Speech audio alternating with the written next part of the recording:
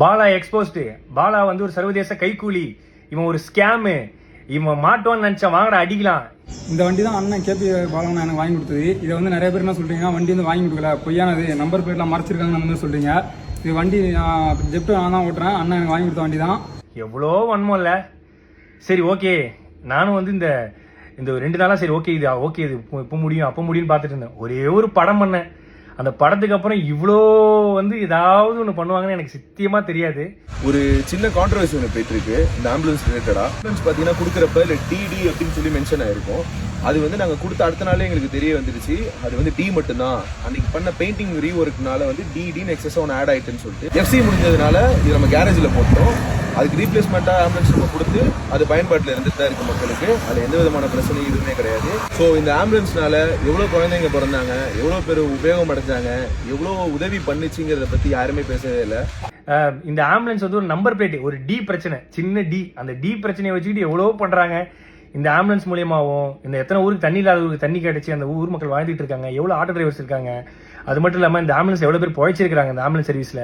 அது இல்லாமல் எவ்வளோ பசங்க வந்து படிக்கிறாங்க. இதெல்லாம் சொல்லக்கூடாது.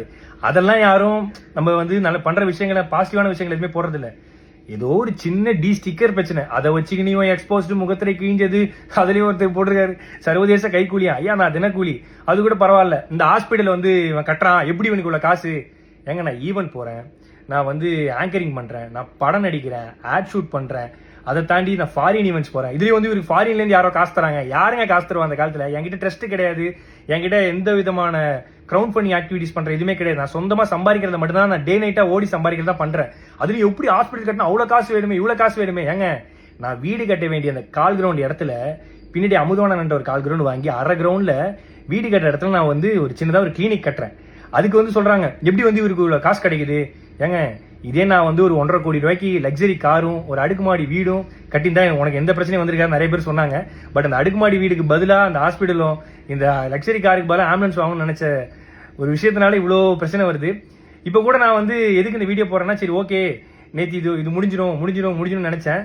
பட் இல்ல, இது வந்து முடிகிற மாதிரியே இல்ல. ஸோ அதனால தான் வந்து ஏன்னா நம்மளுடைய பேரை வந்து மக்கள் கிட்ட கலங்கடிக்கணுங்கிற ஒரு விஷயத்துக்காக இவ்வளவு விஷயங்கள் நடந்துட்டு இருக்கு. பரவாயில்ல. இப்போ நான் ஏன் வீடியோ போட்டேன்னா, இதை பார்த்து நிறைய மக்கள் வந்து நிறைய பசங்க வந்து ஐயோ இப்படிலாம் பண்ண இவ்வளவு பிரச்சனை இருக்குன்னு சொல்லிட்டு பின்வாங்கிடக்கூடாது.